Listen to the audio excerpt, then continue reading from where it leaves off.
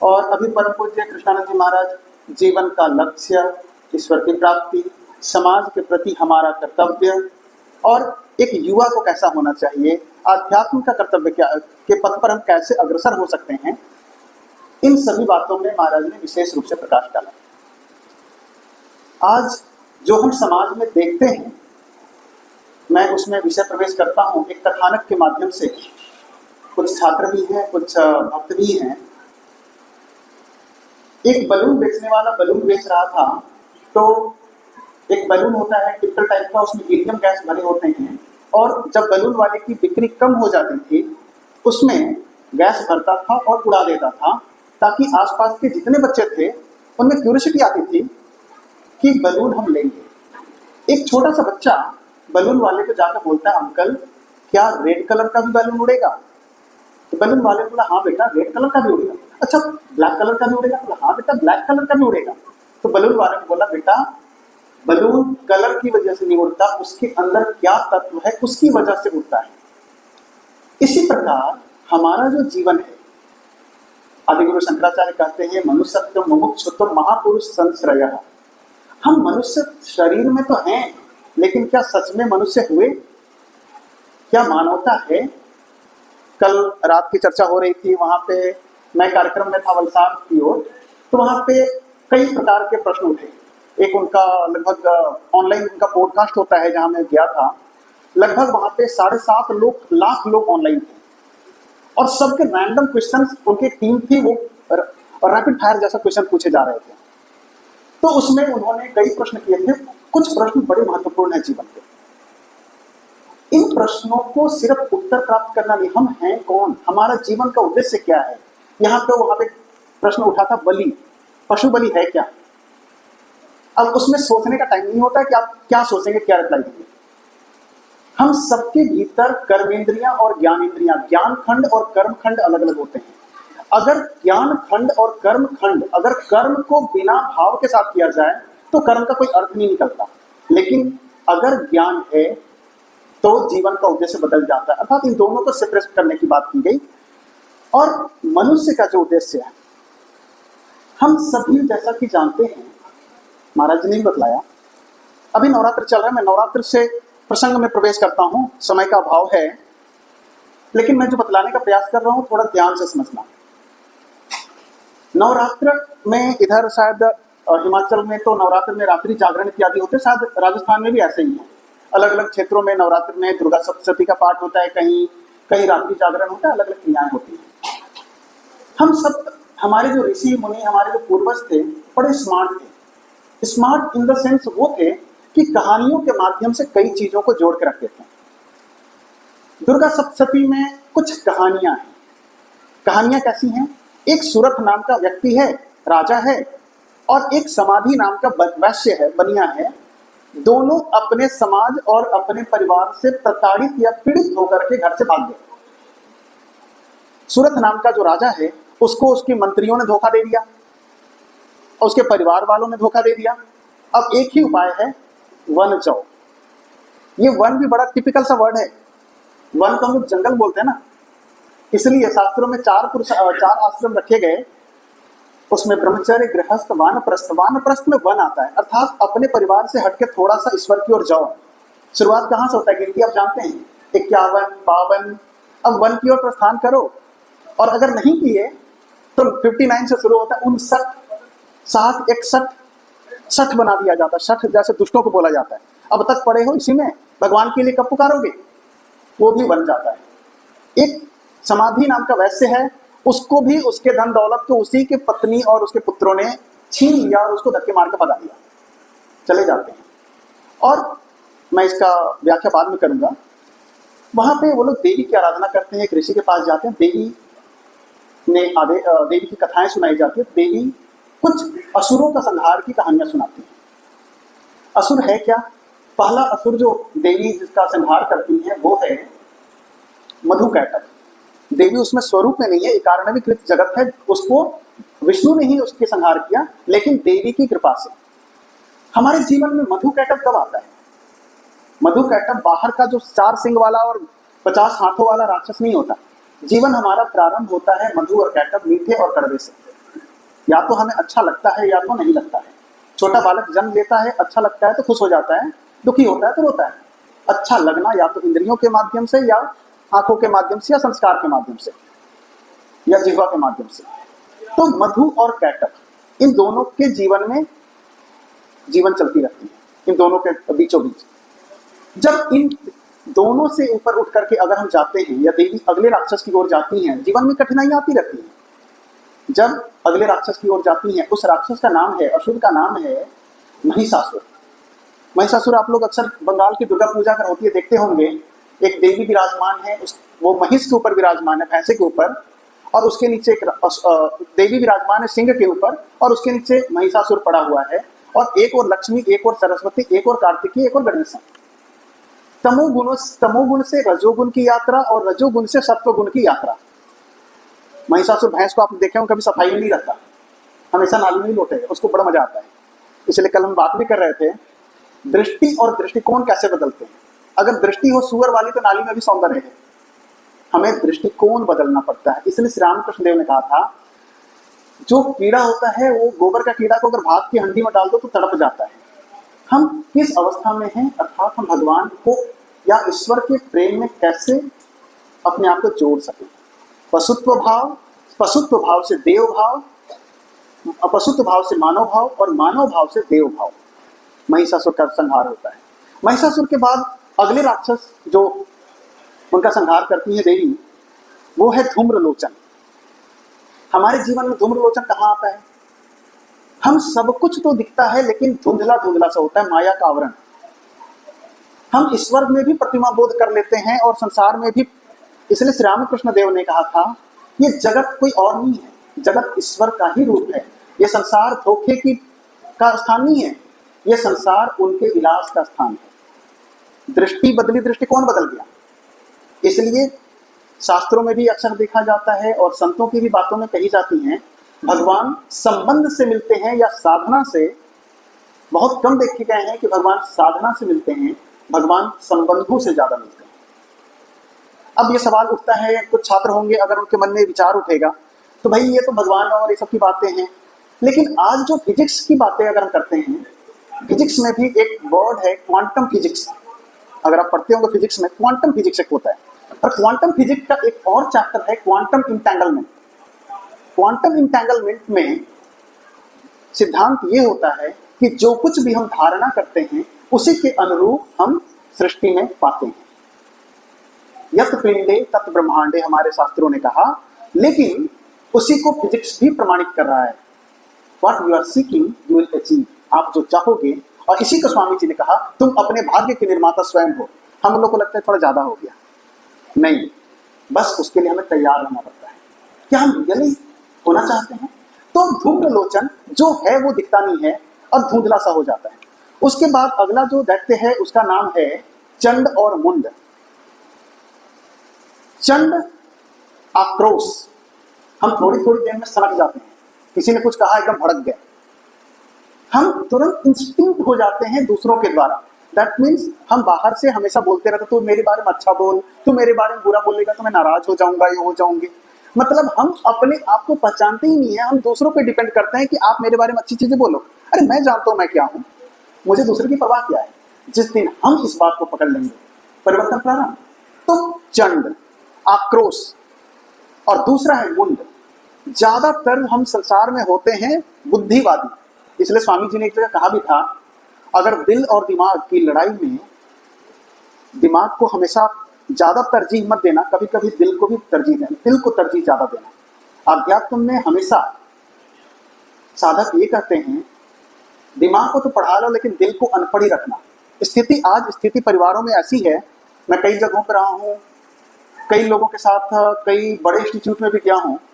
आज जो सबसे बड़ी प्रॉब्लम है लोनलीनेस, सप्रेशन और सफरिंग डिजीज की तरीके से जा रहा है। एंजाइटी, हाइपरटेंशन, जो एक डिप्रेशन की तरीके से हम जा रहे हैं और एक खतरनाक बीमारी का रूप लेता जा रहा है। हम हमेशा बुद्धिवादी होते जा रहे हैं, हम हमेशा रीजनिंग के थ्रू खोजना चाहते हैं। देखिए विज्ञान और आध्यात्म, इसलिए स्वामी जी कहा करते थे विज्ञान और आध्यात्म जहां पे मिलेगा वहां से अध्यात्म ईश्वर के लिए या अध्यात्म की खोज शुरू होगी। अगर हम लोग इसको आइंस्टीन की थ्योरी में समझें तो वार्म होल थ्योरी एक होता है। वार्म होल थ्योरी उनका कंप्लीट नहीं हो पाया, लेकिन अध्यात्म की दृष्टि में बड़ा इंपॉर्टेंट है। मैं इसलिए इन चीजों को बोल रहा हूं कि हमारे शास्त्रों में ये हैं, और हम कौन हैं, हम कैसे, अच्छा नहीं लगा, अच्छा नहीं लगा, मधुकैटभ, महिषासुर, और आगे आए अब चंड और मुंड, आक्रोश और बुद्धिवादी, हमेशा बुद्धि पे।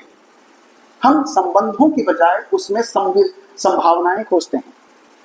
आप लोग बेहतर जानते होंगे, कुछ लोग सिर्फ उस दिन कॉल करते हैं जब उनको जरूरत पड़ती है, या संबंध इसलिए रखे जाते हैं आधे से अधिक रिश्ते कि पता नहीं जरूरत में काम ना आ जाए, संभावना की तलाश। ये नहीं होता। अध्यात्म कुछ और भी बताता है, हृदय का विस्तार, एक्सपेंशन ऑफ हार्ट, जिसको स्वामी जी कहते थे। इन वृक्षों के साथ, इन पशुओं के साथ, इन भूमि के साथ महाराज जी, कृष्णानंद जी महाराज यही तो बतला रहे थे। हम अपने राष्ट्र के प्रति अपना कर्तव्य भूल गए, हम अपने पर्यावरण के प्रति अपना कर्तव्य भूल गए, और सिर्फ बुद्धिवादी या मैं के अलावा कुछ समझ में नहीं आया। चंड और मुंड। उसके अलावा दूसरे राक्षस की ओर आगे बढ़ते हैं, जो असुर है, उसका नाम है रक्त बीज। अब रक्त बीज बोलते हैं, कहानियां ऐसी आती हैं कि एक रक्त बीज है, एक बूंद गिरता है और हजार रक्त पैदा हो जाते हैं। हमारे देह में कहाँ है? जरा कामनाओं को देखना, एक डिजायर फुलफिल होता है, एक कामना पूरी होती है तो दूसरा तैयार होता है।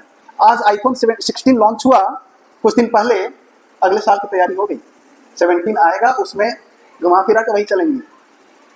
आज ये है, कल वो होगा। डिजायर कभी फुलफिल नहीं होता, और उस डिजायर को फुलफिल करने का अध्यात्म बड़ा सिंपल सा तरीका देता है।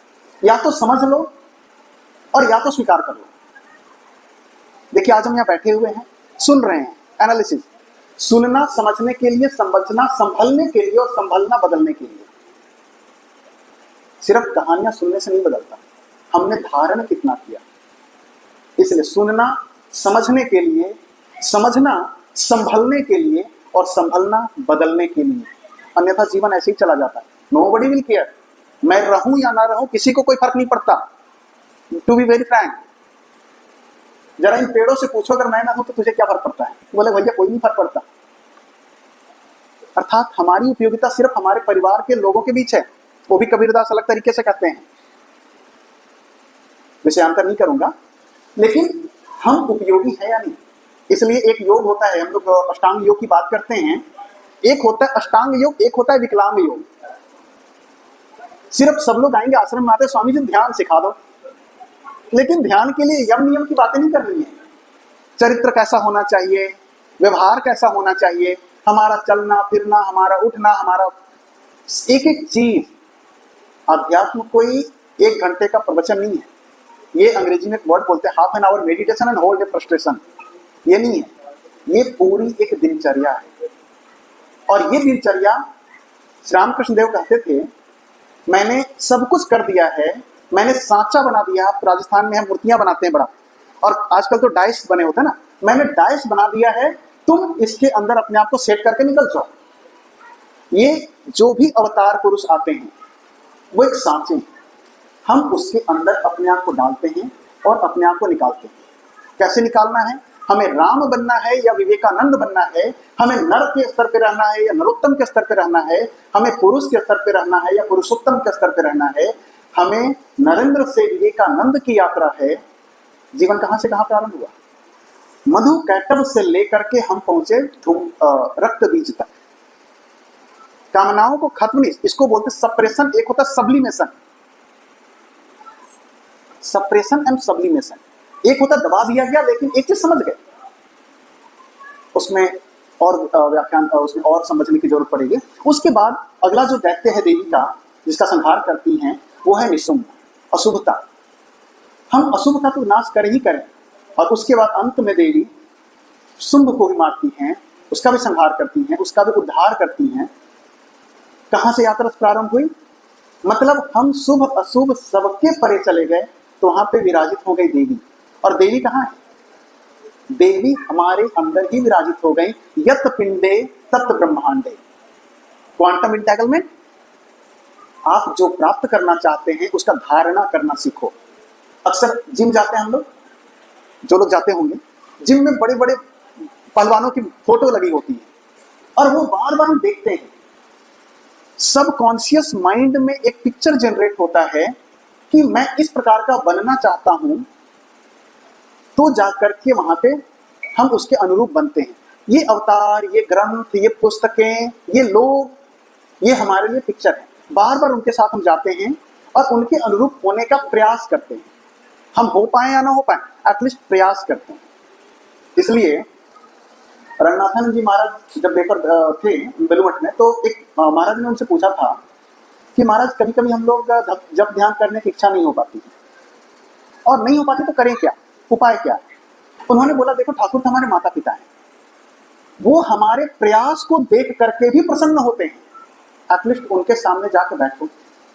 जब जैसे आप लोग माताएं हैं घर में देखते हैं तो छोटे बच्चे अपने हाथों से रोटियां बेलते हैं, टेढ़ी मेढ़ी भी हो जाए तो बोलते हैं, माताएं बोलती हैं, बच्चा बेला तो कुछ तो किया। तो वो तो हमारे अपने हैं। भगवान साधना से नहीं, संबंध से ज्यादा मिलते हैं। इसके कई उदाहरण आपको श्रीमद् भागवतम में मिल जाएंगे, कई उदाहरण मीराबाई के रूप में मिल जाएंगे, कई उपाय आपको, कई उदाहरण मिल जाते हैं। भारत ज्ञान का देश है और भारत में ज्ञान 5 प्रकार से मुख्य माने जाते हैं। श्रुति या स्मृति ज्ञान के प्रथम स्रोत हैं। दूसरा श्रुति स्मृति पहला, दूसरा हमारे पुराण, तीसरा हमारे इतिहास, रामायण और महाभारत ये इतिहास है। हम गलतियां करते हैं, इसको फॉरेन लैंग्वेज जैसे मिथ बोलते हैं। यार मिथ अगर होता तो एक बार पढ़ने के बाद दूसरी बार में बोरिंग हो जाती है। क्या आपने अमर उजाला या कोई मैगजीन को डेली पढ़ते हैं? अखबार को एक बार पढ़ लिया दोबारा पढ़ने की इच्छा नहीं होती। महाराज जी यहाँ भागवत कराते, हर बार भागवत सुने हैं और लगभग लोगों को पता है कहानियां, फिर भी सुनते क्योंकि वो ईश्वर का है, इसलिए उसमें नित्य नवीन खोज होता है। श्रुति स्मृति, फिर पुराण, फिर इतिहास, उसके बाद स्मृतियां, मनुस्मृति, याज्ञवल्क्य स्मृति, नारद स्मृति, पंचरात्र इत्यादि उसमें आते हैं। उसके बाद 5वां है जो अपने जीवन से सिखा गए। देखिए मास्टर महाशय अद्भुत व्यक्तित्व है और श्री रामकृष्ण वचनामृत आप सब पढ़े होंगे, मैं ऐसा करता हूं, ना भी पढ़े हों तो सत्संग का सबसे बढ़िया अगर सोर्स अगर कहा जाए तो श्री रामकृष्ण वचनामृत है। आप उसमें ध्यान से पढ़ना तो लगेगा कि हमारे लिए भी कोना है। मास्टर अपने छोटे तख्त पे बैठे हुए हैं, उस दरवाजे से राखाल इत्यादि आ रहे हैं, नाहबत में घंटी, माँ की अवतारिणी के मंदिर में घंट घड़ियाल पड़ रहे हैं, तो लगेगा मैं भी वहां बैठा हूं। खेल कैसा होता है कि उसमें हमारे लिए भी एक स्थान है। परम पूज्य रामकिंकर जी उपाध्याय जो रामचरितमानस के बड़े अच्छे व्याख्याता रहे हैं, उन्होंने एक जगह कहा था कि इन्होंने पूछ दिया कि महाराज जी राम जी का तो विवाह कब का हो गया, तो आप लोग प्रत्येक वर्ष राम जी का विवाह उत्सव क्यों मनाते हैं? तो उन्होंने कहा, देखो भाई दिक्कत ये है कि राम जी के विवाह में मैं नहीं था, और इसलिए मैं नहीं था तो मैं उन चीजों को अपने सामर्थ्य के अनुसार पुनः तैयार करता हूं और मैं अपने आप को वहां बिठाता हूं। शिवानंद जी महाराज कहते थे कि रामकृष्ण वचनामृत सत्संग के लिए बहुत उत्तम है और इसका नित्य पाठ क्यों जरूरी है? आज हम लोग अक्सर घरों में देखते हैं एंजाइटी, डिप्रेशन और लोनलीनेस, हम सब परिवार में तो हैं, आप लोग खासकर कल्पना करके देख लेना, सब साथ में बैठते हैं लेकिन साथ में कोई नहीं है, बैठते हुए तो अपने अपने मोबाइल में ले लेते हैं। हमें अपना साथ भी नहीं चाहिए। साइकोलॉजी के अनुसार जब भी व्यक्ति सबसे ज्यादा दुखी होता है तो उसको इंटरटेनमेंट के साधन सबसे ज्यादा चाहिए। 90s के दशक में आओ, 80s के दशक में आओ, एक चैनल होता था टीवी में, दूरदर्शन के, और कृषि दर्शन भी देख के खुश होते थे, कुछ भी चल रहा है खुश हो लिया। आज इतने चैनल हैं, देख करके प्रसन्न, कहीं ना कहीं डिप्रेशन। टीवी भी देखेंगे, रिमोट भी चाहिए, मोबाइल भी चाहिए और कुछ ना कुछ पिज्जा बर्गर कुछ भी चाहिए। हमारी स्थिति कहाँ पे हम अटक गए। ये बड़ी दुखद बात है कि एक व्यक्ति अपने व्यक्तित्व को ही खोता जा रहा है। पूरे विश्व में सबसे ज्यादा सर्च कर जाने वाली पुस्तकों में हाउ टू कमिट सुसाइड भी है, और सबसे ज्यादा डिप्रेशन जहां पे सो कॉल्ड सभ्य देश हैं और या जो शहर हैं वहां पे होते हैं। इसलिए एक संस्कारशाला या आश्रम इसलिए जरूरी है कि वहां पे कोई किसी को नहीं जानता, लेकिन वहां पे जो उत्तम बातें हैं उसकी बात चर्चाएं होती हैं।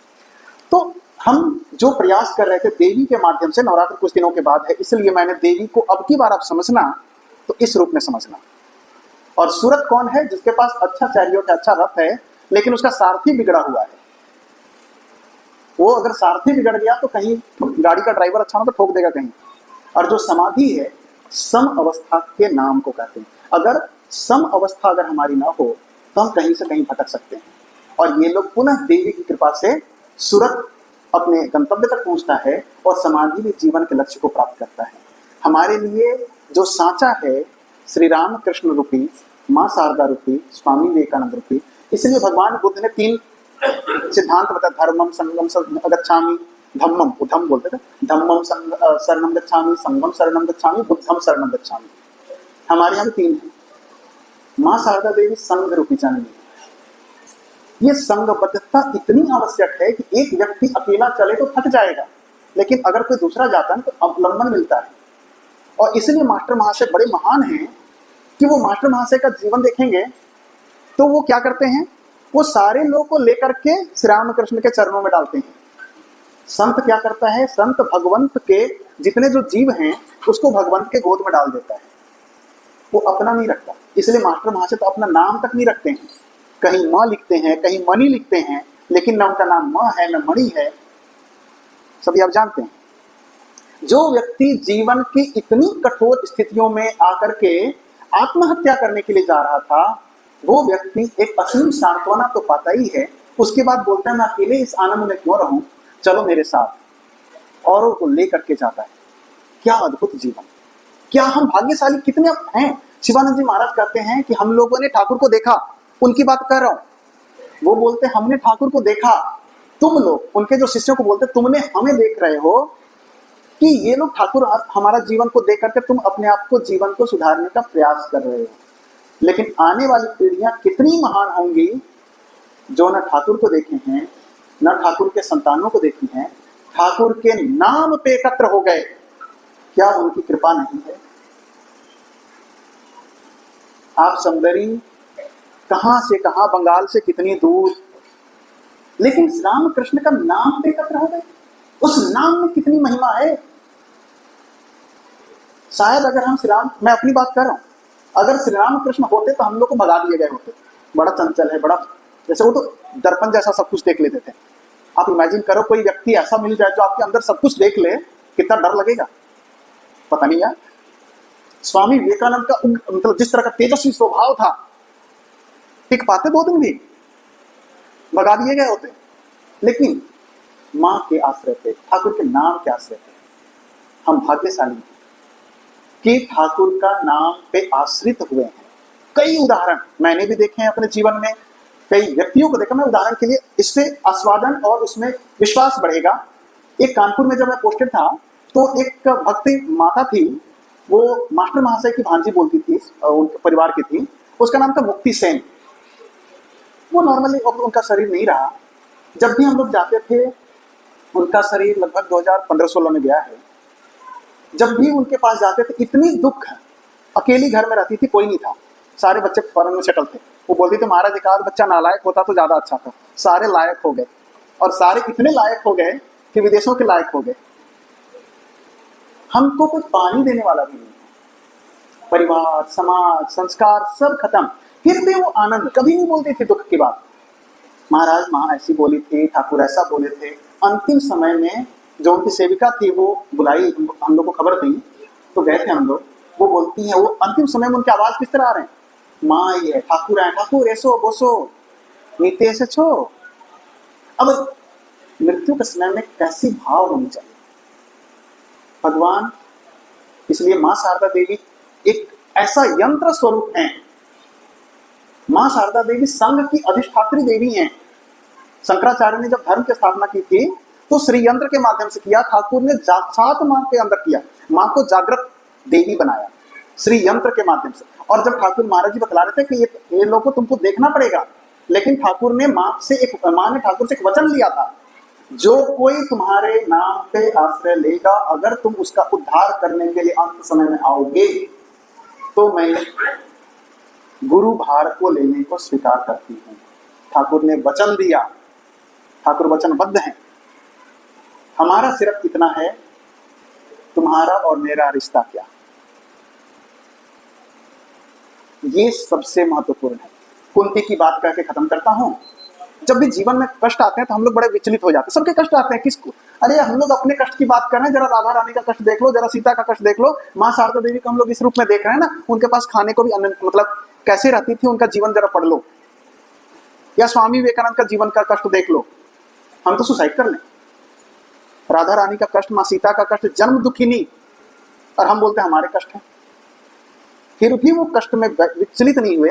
कुंती से जब भगवान कृष्ण जाने वाले हैं तो कुंती बोलती है, प्रार्थना करती है, श्रीमद् भागवत में पहली स्तुति है उनकी, स्तुति में बोलती है, हे कृष्ण तुम ना मुझे कष्ट देना। लगा सबको कि शायद बचपन से कष्ट, माता के यहाँ पिता के यहाँ दूसरे के घर रही, इतनी दुखी है कि इसके मुख से सुख की बजाय कष्ट ही निकल रहा है। तो कुंती जी ने कहा ना, मुझे कष्ट देना। भगवान तुमने वसुदेव और देवकी के गर्भ में जन्म लिया और अपने भाइयों को उद्धार तो नहीं कर सके, 6 को उनको शरीर त्यागना पड़ा, लेकिन मेरे 5 के 5 सुरक्षित हैं। मैं कैसे ना बोलूं कि तुम मेरे लिए आए, मैं कैसे ना बोलूं कि जब जब दुख जीवन में था तो तू था साथ में। इससे बड़ा और क्या चाहिए। जीवन में जब बिखराव के क्षण आते हैं उस समय 2 क्रिया होती है, या तो हम बिखरते हैं या तो निखरते हैं। निखरना और बिखरना 2 रास्ते हैं, हम कौन सा रास्ता चूज करते, कौन सा रास्ते का चयन करते हैं। इसलिए कुंती का एक स्तुति है, वो प्रार्थना करती है भगवान से, कृष्ण त्वदीय पद पंकज पंजरांते अद्यो में वसतु मानस राज हंस प्राण प्रयाण समये कपवात निरुद्ध कंठावरोध विधौ स्मरम कुतस्ते। हे भगवान अभी ही मेरे प्राण को अपने अंदर ले लो। प्राण मतलब वो देह त्यागने वाली नहीं, मन रूपी जो राजहंस है उसको अपने श्री चरणों में बांध लो। कहीं ऐसा ना हो कि मृत्यु के समय कंठ अवरुद्ध हो जाए, कफ वात और पित्त के कारण हम कोमा में चले जाएं, स्मृति विलुप्त हो जाए। हम अभी ही तुम्हारे हो गए, हम अभी ही तुम्हारे हैं और एकमात्र हा कृष्ण तुम्हारे, हे राम कृष्ण हम तुम्हारे हैं। इसलिए सुखदेव जी एक बात कहते हैं, कम वा दयालु शरणम व्रजेन्द्र, कौन है तेरे ऐसा दयालु। जरा अपने दुखों के जीवन में देखो, अरे भाग्यशाली हैं हम तो मानव देह प्राप्त हुआ, भाग्यशाली हैं कि हम 2 जून की रोटी के लिए, दोनों समय की रोटी के लिए कईयों की कल्पना कर लो। आज हमारे पास जो चीजें हैं वो कईयों के लिए लग्जरी हैं। आप जरा सोमालिया, युगांडा, इथियोपिया की कल्पना करो, कई चीजें हम हैं, भगवान की कृपा नहीं है। भगवान की कृपा है कि हमारे अंग सब ठीक हैं। एक व्यक्ति था, फुटबॉल शायद समय का भी हो रहा है, टेनिस का प्लेयर था और बड़ी, मैं भूल रहा हूँ ओलंपिक वगैरह में था उसका नाम, आप सर्च कर लेना। तो उसमें उसकी बहुत कम उम्र में उसका शरीर चला गया, तो अंतिम समय बेड रिडन था। तो उसके मित्र आए, बोले कि यार तू 45 में ही चला जा रहा है, 45 का हो रहा है, तुमने किसका क्या बिगाड़ा था। जैसे हम लोग बोलते हैं भगवान तुझे उठा रहा है, किसका क्या बिगाड़ा था, तुमने तो किसी का कुछ नहीं किया था। उसने बोला देखो मैं इतनी कम उम्र में विश्व के महानतम खिलाड़ियों में हो गया, मैं इतनी कम उम्र में इतना पॉपुलैरिटी गेन कर लिया, इतनी कम उम्र में मेरे पास धन धान्य सब कुछ आ गए, उस समय तो मैंने शिकायत नहीं की, तो आज ही शिकायत की। अगर भगवान को लगता है ऐसे ही खेलोगे तो ऐसे ही खेल लेते हैं ना, क्या जरूरत है। हम लोग देवियों को देखते हैं, नवरात्र प्रारंभ होने, एक एक देवी खड्ग और ये सब लेकर के खड़ी हैं, वो बाहर का रूप है, 10 भुजा ये सब बाहर के रूप हैं। जब विकराल रूप लेती हैं तो माँ के गोद में ही चले जाओ, कहाँ भागोगे। तो जिस दिन हम उनके हो गए, एक मात्र कम वा दयालु शरणम व्रजेन्द्र, कौन है तेरे समान दयालु। सिर्फ ये भक्ति भारत में है इसलिए बात नहीं है, कभी आप पॉल ब्रंटन को पढ़ो तो और ज्यादा क्लियर होगा, कभी आप विदेशों की किताबें में बता रहा हूं। ऐसा नहीं कि भारत में हम लोग तो साधु सन्यासी तो भाई इसकी बात बताएगा, रामायण महाभारत, ये बात नहीं है। कभी आप जॉन मेडिना को पढ़ो, 12 ब्रेन रूल्स इत्यादि, तब लगेगा कि भाई भगवान इतना कृपालु है, वो किस रूप में है कि हमारी चैतन्यता के रूप में विराजमान है और हमें पग पग पर प्रदर्शित करता रहता है। हम टूटते कब हैं, जब हमने उसकी ओर से आंख फेर लिया और संसार की ओर देखने लगते हैं, आशा करते हैं कि ये लोग आएंगे। ठीक है, ये भी है, लेकिन एक बार उनके साथ वार्तालाप क्या हमने किया, क्या उनके साथ मिलने जाते हैं। हम लोग अक्सर मंदिरों जाते हैं ना, और मंदिरों में अक्सर यही लोग गलतियां करते हैं कि तो मैं वो माता चिपटा तो मैं तो करके प्रार्थना कर दी, हमें लड्डू चढ़ा दिया, ये करा दिया। क्या हमने जो शब्द रखा उसके भाव को समझा? भगवान भाव देखते हैं, स्थान नहीं देखते हैं। और दूसरा सबसे महत्वपूर्ण है कि भगवान हमारी भावना को देखते हैं, हमारी शरणागति को देखते हैं, एकमात्र तो उसके अलावा कोई नहीं है। हम संसार में मांगने जाते हैं, कभी मिलने गए हैं? बस मिलने गए, माँ प्रणाम करने आया हूं, बस। जैसे अपनी जन्म देने वाली माँ के पास जाओ, डेली मांगो तो माँ भी रिटेट हो जाती है, जब आती है कुछ ना कुछ मांगते हैं लोग। कभी मिलने चले जाओ। जब ये संसार की माँ इतनी प्रसन्न होती है, बेटा तो देखने आया है सिर्फ, तो वो तो जगत जननी है, वो तो जगत पिता है।